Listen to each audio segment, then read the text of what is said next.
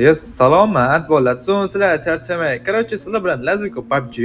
PUBG Mobile'ning ikki xil turdagi o'yinchilari bor. Birinchi turdagi o'yinchilar faqat ko'tini berib rank ko'taradigan o'yinchilar. Ultimate'mi, rankmi farqi yo'q. Nima bo'lsa, только rank ko'taradi, krisani qo'shib yotadiganlar.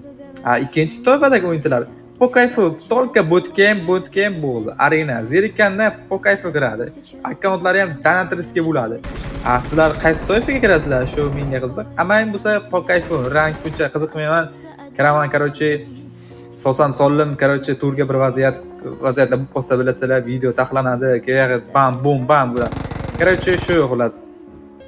Kodini berib rank ko'tarish menimcha kerak emas deb o'ylayman, chunki akkaunt sotib yuborasizlar yoki-da dakansa o'ynamaysizlar, ertami kechmi bekorga bir hafta, bir oylab kodni berib rank ko'targanlar qoladi. Menimcha bu kerak emas. Mana bunaqa vaziyat bo'ladi baribir. Prosta kayfiyat o'ynash kerak, kontent qilish kerak zerikkanda.